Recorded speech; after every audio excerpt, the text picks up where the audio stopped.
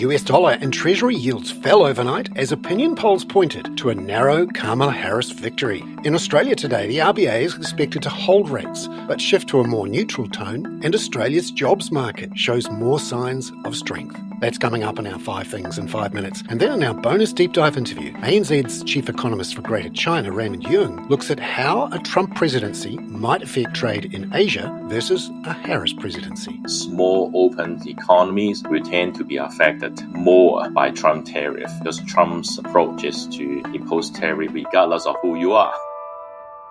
But first, in 5 and 5 with ANZ, expectations for a Donald Trump election win in the United States fell overnight, pulling down the US dollar and US Treasury yields. As of 4 a.m. Sydney-Melbourne time, the US dollar index was down 0.5%, while US Treasury yields were down 4 to 6 basis points as the so-called Trump trade unwound after a number of final polls pointed to Democrat candidate Kamala Harris holding a narrow lead in key states. ANZ head of FX research Marja Ben-Zaman says traders are showing caution ahead of the big vote. This also may indicate elevated long positioning, which has been well established after many weeks of stronger US data and also unwinding of Fed rate cut expectations. So, of course, going into the key election day, this may leave the US dollar vulnerable to surprises near term from either the US elections or key data. At the end of the day, we do see a Republican victory as the most dollar positive in the short term. That weaker US dollar saw the Aussie up 0.34% at 65.82 US cents as of 4 a.m. Sydney-Melbourne time, and the Kiwi dollar was up 0.2% at 59.75 US cents. Number 2. In Australia today, all eyes are on the Reserve Bank of Australia's rates decision. ANZ head of Australian economics, Adam Boyton, and the market are expecting a hold at 4.35%. Adam says the focus will be on the tone of the RBA's commentary. The Reserve Bank, to my mind, is in the process of evolving from a very explicit tightening bias that we had, say, a couple of meetings ago, towards something that is getting close to neutral. And then I think as we move toward the very end of this year, start of next year, there may be some communication opportunities where the bank moves a little further again. What I do expect we'll see is a repetition of that phrase, the board is not ruling anything in or out. But before we get that phrase in the post-meeting statement, I think the sentences above that will probably be less hawkish on the inflation side. Number 3. Adam says he'll be also watching whether the Reserve Bank shifts its inflation, growth and employment forecasts. Hitting the Reserve Bank's forecast from August does require a bit of a step up in growth, and it seems to me that the economy is just not delivering that, so wouldn't be surprised if the near-term GDP growth forecasts were downgraded just a little bit. At the same time, though, recent employment outcomes have been quite strong, and the unemployment rate is tracking just a shade below where the bank was probably expecting. So the December and June unemployment rate estimates might come down 0.1. Again, that's not huge in the scheme of things. So I think the key RBA forecasts around trimmed mean inflation and also the unemployment rate probably aren't going to move all that much. Number 4. Job ads in Australia are stabilising in another sign of resilience in the jobs market, despite a lack of rate cuts. Ads measured in the ANZ Indeed monthly series have actually risen in the last 2 months by 2.6%, says ANZ Australia economist Maddie Dunk. It's not just being reflected in ANZ Indeed job ads, it's also coming through in the labour force survey results, for example. So over the last few months, we've seen very strong employment growth. It's averaged 45,000 over the last 6 months. The participation rate's at a record high. The unemployment rate remains relatively low. And we do think that some of this strength is linked to the expansion of the care economy. We know that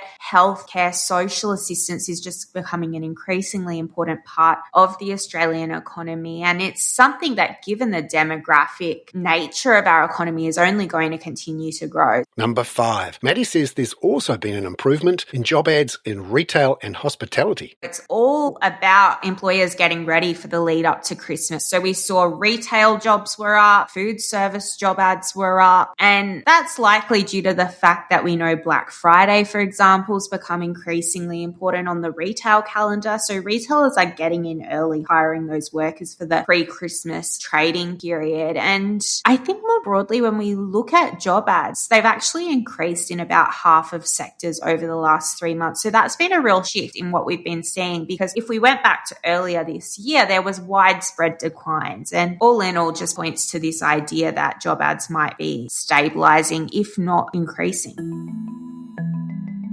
Maddie Dunk there. Now, in our bonus deep dive interview, ANZ Chief Economist for Greater China Raymond Yeung analyses the differing effects of a Trump presidency and a Harris presidency on global trade, and particularly in Asia. To start with, Trump wants to impose a tariff of 60% or more on imports from China, and tariffs of 10 to 20% on imports from all other countries. So that will cover almost all the trading partners of the US, whereas Harris is expected to continue with the Biden's approach, which is some sort of friendshoring, targeting, for example, China specifically. And under her administration, if she is elected, that we would expect that some of the trade pattern that happened in the last few years will continue to extend. For example, there will be more trade from China routing through other countries because of the friendshoring that will ultimately going to the US. So that will be what we are seeing before the election. You've included a startling chart in your weekly note about how we've already seen quite a shift in the trade patterns between Asia, in particular the ASEAN 6 plus India, South Korea and Taiwan versus China. Could you tell us about how big a shift it's been? I do see some continuation of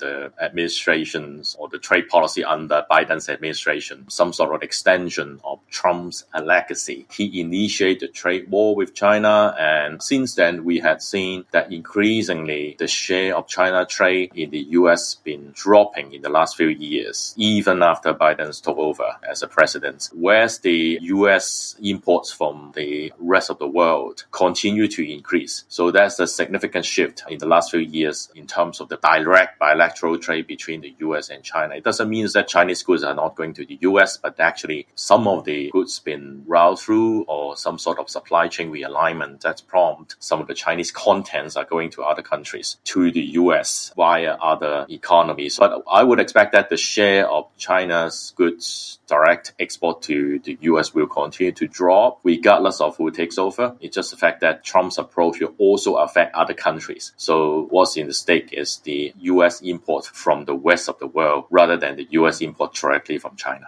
And if Trump gets in and cracks down on the friendshoring as well as direct trade with China, which countries have the most to lose if we see that? We have done a thorough analysis across different Asian countries, and we find that small open economies will tend to be affected more by Trump tariff, because Trump's approach is to impose tariff regardless of who you are. That will, in addition to the 60% tariff imposed to China, if we assume that 10% tariff also imposed to the whole Asia, then some economies like Taiwan or Vietnam or even Thailand will be affected. South Korea will also be affected because the US exposure in the trade is actually a lot higher relative to the size of the economy. Whereas some other economies with a bigger domestic market, including China itself, Indonesia and also India, will be more able to cope with the external headwinds because of the larger share of domestic demand. So even though everybody is focusing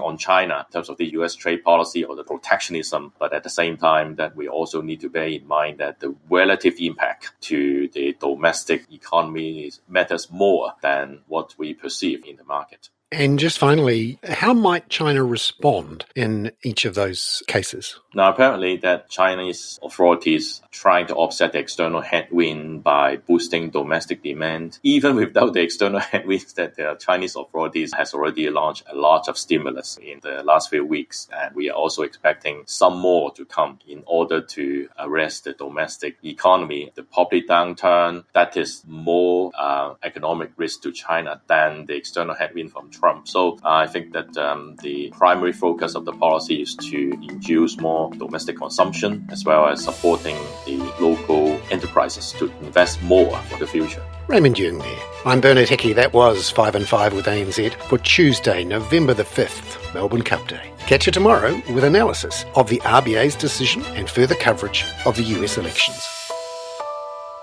This podcast contains general information only, not investment advice. You should obtain advice for your personal circumstances before making any investment decisions. Please view the podcast disclaimer available via your media player or email.